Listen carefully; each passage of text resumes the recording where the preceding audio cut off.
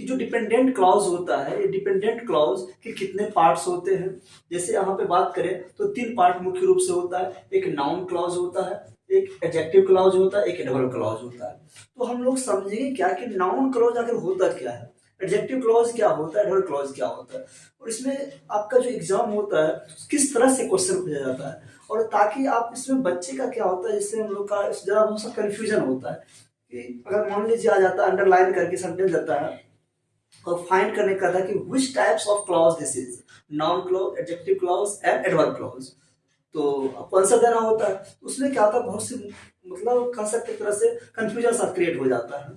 तो आज की इस वीडियो से आपको क्या है कि एक भी कंफ्यूजन बचने वाला नहीं है। तो मैं ट्राई करूंगा कि सारा कंफ्यूजन इसी वीडियो के माध्यम से क्लियर हो जाए। तो शुरू करते हैं। अगर हम नाउन क्लॉज की बात करें तो कैसे सेंटेंस से फाइंड करेंगे कि नाउन क्लॉज ये है कि नहीं है। तो उसके लिए क्या करना है कि कोई सेंटेंस आपका लिखा हुआ है, उस सेंटेंस से, और जस्ट बताया आपको इंडिपेंडेंट क्लॉज एक डिपेंडेंट क्लॉज, तो उस सेंटेंस में जो इंडिपेंडेंट क्लॉज है उस इंडिपेंडेंट क्लॉज से क्वेश्चन करना है आपको।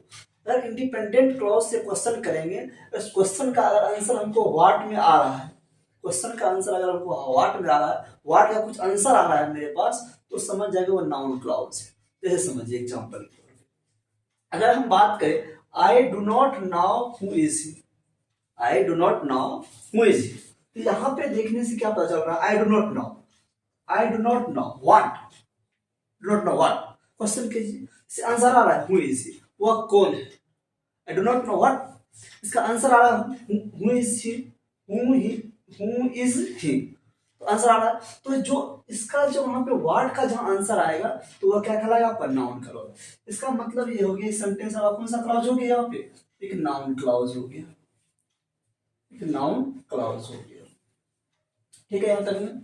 एंड देन उसके बाद देखिए किससे क्वेश्चन किए, यहाँ पे ध्यान देना है, व्हाट से क्वेश्चन किए, और व्हाट का आंसर आ रहा है तो नाउन क्लॉज आएगा। ठीक उसी प्रकार से I hope that it was true, मैं आशा करता हूं कि इट वाज ट्रू, अच्छा था। तो यहां पे क्या बोल रहे हैं, आई होप व्हाट, क्वेश्चन करेंगे व्हाट से, आई होप व्हाट, तो व्हाट का आंसर क्या रहा है, इट वाज ट्रू। तो जो आंसर आ रहा है व्हाट का, तो वही क्या कहलाता है, उनका नाउन, क्या कहलाता है हमारा, नाउन क्लॉज कहलाता है। एंड देन नेक्स्ट वाले एग्जांपल को देख लेते हैं। Life is what we make of it, जीवन वह है जो हम बनाते हैं। Life is what, life is what, what से क्वेश्चन कीजिए, जनरली इसमें व्हाट लिखा भी है, व्हाट से क्वेश्चन कीजिए, वी मेक ऑफ इट, इसका आंसर आ रहा है वी मेक ऑफ इट, इसका मतलब ये क्या हो गया, आपका नाउन क्लॉज। और ये चीज ध्यान देना है आपको कि व्हाट्स तो क्वेश्चन करेंगे ही करेंगे, साथ ही साथ आपका एक इंडिकेशन होता है, उसमें डैट का प्रयोग होगा, हु का प्रयोग होगा, विच का प्रयोग होगा, हाउ का प्रयोग होगा, तो नाउन क्लॉज होता है। लेकिन ये जो डैट, हु, विच है, एडजेक्टिव क्लॉज में भी देखने को मिलता है, नाउन क्लॉज में भी और एडवर्ब क्लॉज में भी। तो कंफ्यूजन वहां पे क्रिएट हो जाता है। तो उस कंफ्यूजन से बचने के लिए क्या करना है आपको, मुख्य रूप से व्हाट से क्वेश्चन करना है। अब व्हाट से क्वेश्चन किस पार्ट को करेंगे, इंडिपेंडेंट क्लॉज से क्वेश्चन करेंगे या डिपेंडेंट क्लॉज से क्वेश्चन करेंगे, बात तो यहाँ आती है। तो हमको क्वेश्चन करना है इंडिपेंडेंट क्लॉज से। इंडिपेंडेंट क्लॉज तो यही पे है ना, इससे क्वेश्चन कीजिए आप। इससे क्वेश्चन करने के बाद इसका आंसर आ रहा है तो क्या होगा, नाउन क्लॉज। अगर आंसर नहीं आ रहा है तो नाउन क्लॉज नहीं होगा, सिंपल सी फंडा है इसका। एंड देखिए यहाँ पे फिर क्या आ गया, यहाँ पे देखिए डेट है, ये डिपेंडेंट क्लॉज हो गया, इंडिपेंडेंट क्लॉज ये है, इससे क्वेश्चन करें। ठीक उसी प्रकार से व्हाट है, तो व्हाट से इधर क्या हो गया, सारा डिपेंडेंट क्लॉज हो गया। लाइफ इज व्हाट, इससे लाइफ इज जो लिखा हुआ ये क्या है आपका, इंडिपेंडेंट क्लॉज है, इससे क्वेश्चन करें। अगर इसका आंसर आ रहा है तो क्या होगा, नाउन क्लॉज।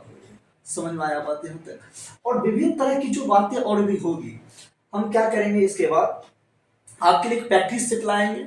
ठीक है, उस प्रीवियस ईयर का जो भी क्लॉज का टॉपिक होगा, जो भी पूछा गया है, उसको हम सॉल्व करेंगे। उससे क्या होगा, कंफ्यूजन आपका पूरा क्लियर हो जाएगा। बस बेसिक हम कंसेप्ट अभी बात कर रहे हैं हम लोग, उसके बाद हम लोग क्वेश्चन पर भी आएंगे। ठीक, अब समझते उसके बाद एडजेक्टिव क्लॉज की बात हम करते हैं। एडजेक्टिव क्लॉज क्या होता है, अगर एडजेक्टिव क्लॉज की अगर हम बात करते हैं तो ये एडजेक्टिव क्लॉज क्या करता है, नाउन को क्वालिफाई करता है। इसको क्वालिफाई करता है, नाउन को क्वालिफाई करता है। और नाउन की क्वालिफाई करने के साथ साथ ये क्या करता है, आपको यह ध्यान रखना पड़ेगा, इस एडजेक्टिव क्लॉज को रिलेटिव क्लॉज भी कहते हैं। अब क्यों कहते हैं? क्योंकि एडजेक्टिव क्लॉज के अंतर्गत हम लोग रिलेटिव क्लॉज इसलिए कहते हैं क्योंकि इसमें रिलेटिव प्रोनाउन का यूज होता है।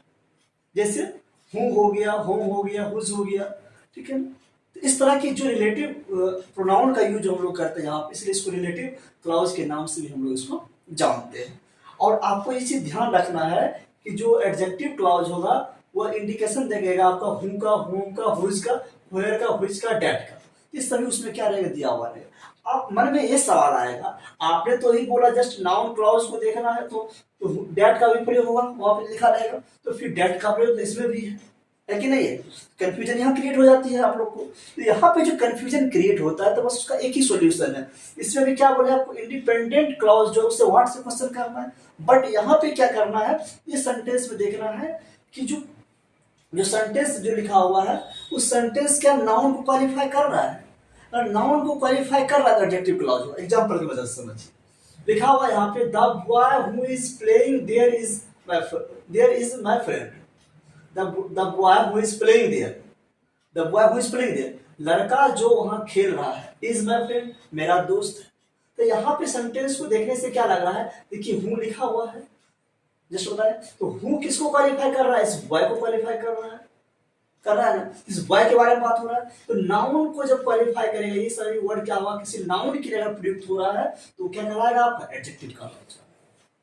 तो उसी प्रकार से देखिए, this is the pen that I bought yesterday, this is the pen, यह वही कलम है जिससे मैंने आई बाउड यस्टरडे, जो मैंने कल खरीदा था। तो यहाँ पे देखने से क्या लग रहा है, फिर डेट लगा हुआ है यहाँ पे, फिर तो डेट किसके बारे में बात कर रहा है, इस पेन के बारे में बात कर रहा है, नाउन के बारे में बात कर रहा है। तो ये क्या हो गया आपको, एडजेक्टिव क्लॉज हो गया। समझ में आया बात यहाँ तक? तो इस तरह से आपका कंसेप्ट क्लियर हो चुका होगा। एंड इसके बाद हम लोग समझेंगे एडवर्ब क्लॉज क्या होता है। तो एडवर्ब क्लॉज समझ जाएंगे, उसके बाद हम प्रैक्टिस सेट लाएंगे आप लोग के लिए, ताकि एक भी क्वेश्चन का आपका क्या कंफ्यूजन इसमें ना रहे।